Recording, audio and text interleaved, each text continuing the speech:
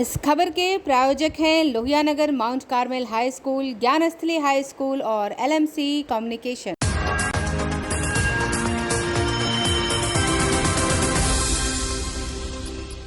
नमस्कार, मैं हूं दिव्या और आप देख रहे हैं आंखें न्यूज़ 24। आइए नजर डालते हैं आज रात की 8 बजे की महत्वपूर्ण खबरों पर।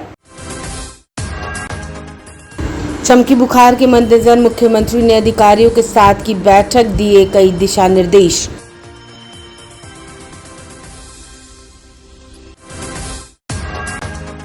जम्मू कश्मीर में मारे गए बिहार के शहीद जवान के परिजनों को मिलेगी 11 लाख की अनुग्रह राशि।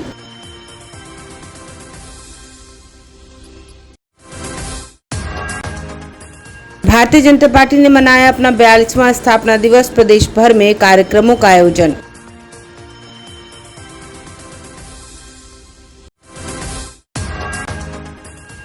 कांग्रेस बिहार में करेगी गांधी संदेश यात्रा का आयोजन, गांधी जी के विचारों को जन जन तक पहुंचाने का होगा प्रयास।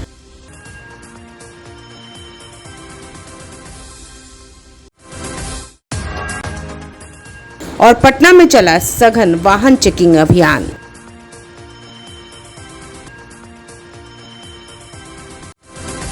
अब समाचार विस्तार से।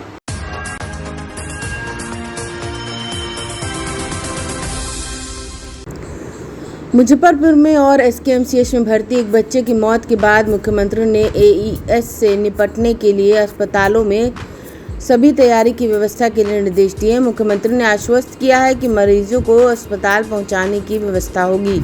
उन्होंने AES के मरीजों के इलाज के लिए तुरंत दवाओं की उपलब्धता और PICU वार्ड तैयार करने का निर्देश भी दिया। इसके लिए उन्होंने मुख्य सचिव आमिर सुबहानी से पूरी जानकारी हासिल की। एक अन्य मार्ग स्थित संकल्प ने AES के संदर्भ में उच्च स्तरीय समीक्षा बैठक में मुख्यमंत्री ने AES को लेकर सतर्कता बरतने की हिदायत दी। लोगों में AES को लेकर जागरूकता अभियान चलाने का निर्देश भी दिया। AES से संक्रमित बच्चों को तुरंत अस्पताल पहुंचाने की सारी व्यवस्था सुनिश्चित करने का भी निर्देश दिया ताकि बच्चों को समय पर इलाज मिल सके। इसके साथ ही समय पर दवा की पर्याप्त मात्रा में उपलब्धता सुनिश्चित करने का भी आदेश दिया। ब्यूरो रिपोर्ट, आंखें न्यूज़ 24।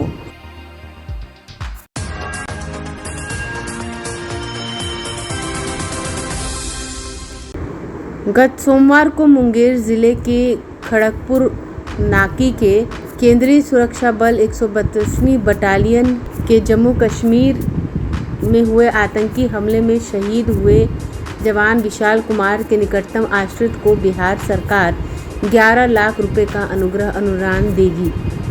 इसकी घोषणा करते हुए मुख्यमंत्री नीतीश कुमार ने गहरी शोक संवेदना व्यक्त करते हुए दिवंगत शहीद का अंतिम संस्कार राजकीय सम्मान के साथ किए जाने की घोषणा की। मुख्यमंत्री ने कहा, शहीद जवान विशाल कुमार की शहादत को देश हमेशा याद रखेगा।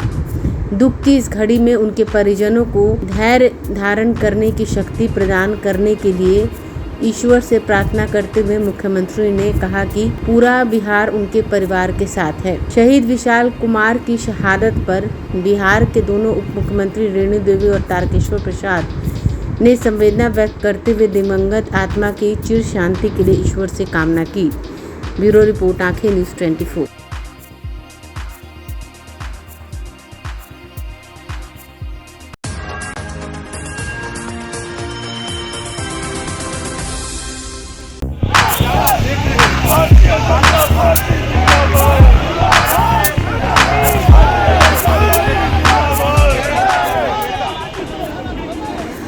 आज देश की सबसे बड़ी पार्टी कहे जाने वाली भारतीय जनता पार्टी अपना 42वां स्थापना दिवस मना रही है और इस अवसर पर बिहार भाजपा कार्यालय से प्रभात फेरी निकाली गई।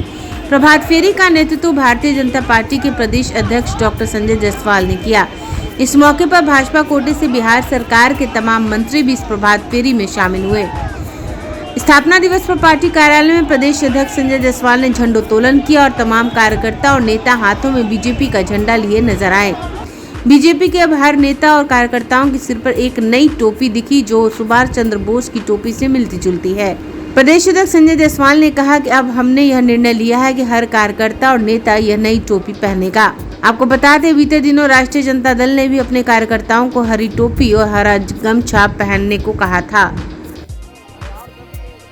भारतीय जनता पार्टी ने निर्णय लिया है कि यह हम लोगों की अब एक तरह से भाजपा की ये टोपी रहेगी और इसको तहत आज पहली बार हम लोगों ने इसको धारण किया है, पर भविष्य में भारतीय जनता पार्टी के प्रत्येक कार्यकर्ता के सर पर यह टोपी रहेगी। सर, आज स्थापना दिवस से 2 सीट से पहुंच के आज बीजेपी देश की सबसे बड़ी पार्टी बन गई।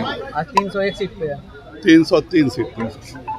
आज भारतीय जनता पार्टी के कार्यकर्ताओं का श्रम और विश्वास और अटल जी का कथन कि सूरज निकलेगा और कमल खिलेगा, आज कमल पूरे भारत में खिल चुका है। और अटल बिहारी वाजपेयी जी ने जो 1980 में वक्तव्य दिया था, उस वाक्य को चरितार्थ माननीय प्रधानमंत्री श्री नरेंद्र भाई मोदी जी ने और राष्ट्रीय अध्यक्ष श्री जेपी नड्डा जी ने और भाजपा के सभी पूर्व राष्ट्रीय अध्यक्षों ने अटल जी के इस कथन को जमीन पर उतारने का काम किया। बिहार में बीजेपी का विकास आप कहां तक देखते हैं और क्या आगे उम्मीद है?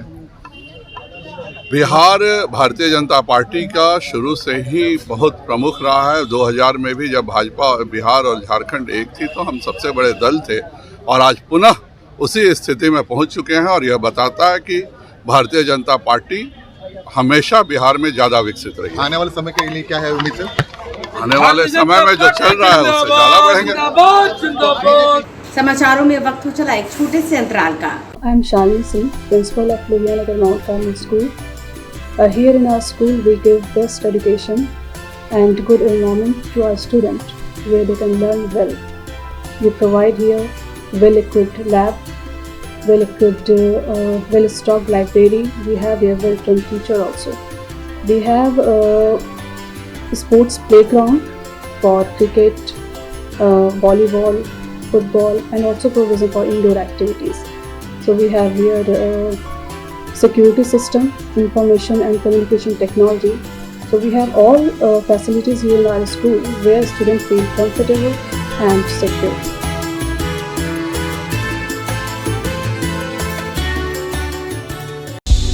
क्या आप पत्रकारिता के क्षेत्र में अपना कैरियर बनाना चाहते हैं? तो आज ही Royal Ashoka Institute of Mass Communication and Journalism में अपनी जगह सुनिश्चित करें। आर्यभट्ट ज्ञान विश्वविद्यालय पटना से मान्यता प्राप्त 100% प्लेसमेंट के साथ royal Ashoka Institute of Mass Communication and journalism नामांकन जारी है। हमारा पता है DS/16 गायत्री मंदिर के समीप कंकड़ बाग पटना 8,20,000। आप हमें संपर्क भी कर सकते हैं। हमारा मोबाइल नंबर है 9955456126। ब्रेक के बाद आपका फिर से स्वागत है।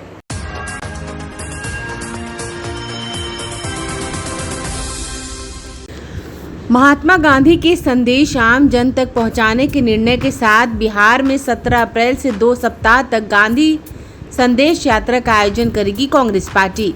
300 किलोमीटर पैदल यात्रा के साथ संदेश यात्रा की तैयारी की जानकारी देते हुए कांग्रेस के पूर्व महासचिव BK हरिप्रसाद ने बिहार प्रभारी भक्त चरण दास, प्रदेश कांग्रेस अध्यक्ष मदन मोहन झा, युवा कांग्रेस के राष्ट्रीय अध्यक्ष श्रीनिवास, बिहार विधानमंडल के नेता अजीत शर्मा के साथ समीक्षा बैठक की। बैठक के बाद BK हरिप्रसाद ने पत्रकारों को संबोधित करते हुए सत्तारूढ़ दल पर आरोप लगाते हुए कहा कि सत्तारूढ़ पार्टी गांधी के विचारों को मिटा रही है। उन्होंने कहा, मोदी सरकार की जो आलोचना या विरोध करता है उसे देशद्रोही बताया जाता है। देश के युवाओं तक गांधी के विचारों को पहुंचाने के लिए संदेश यात्रा के रूप में पद यात्रा शुरू की जाएगी, जिसकी शुरुआत 6 अप्रैल को गुजरात के साबरमती से होगी। बिहार में इस यात्रा की शुरुआत चंपारण से 17 अप्रैल को होगी। ब्यूरो रिपोर्ट, आंखें न्यूज़ 24।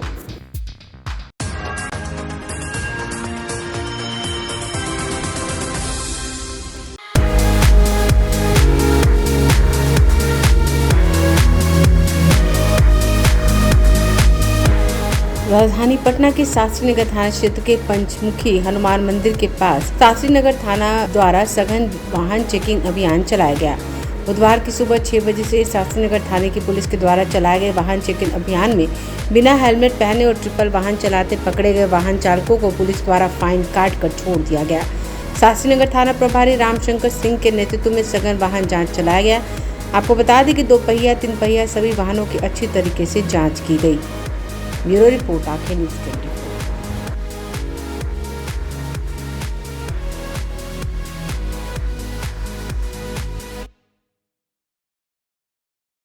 आइए एक बार फिर नजर डालते हैं आज की सुर्खियों पर। चमकी बुखार के मद्देनजर मुख्यमंत्री ने अधिकारियों के साथ की बैठक, दिए कई दिशा निर्देश।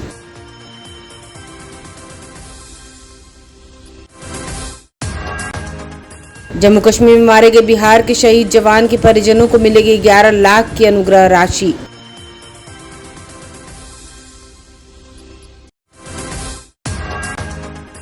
भारतीय जनता पार्टी ने मनाया अपना 42वां स्थापना दिवस, प्रदेश भर में कार्यक्रमों का आयोजन।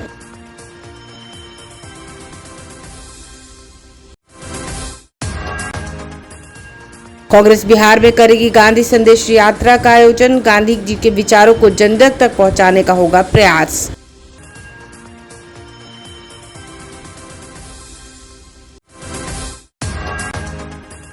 और पटना में चला सघन वाहन चेकिंग अभियान।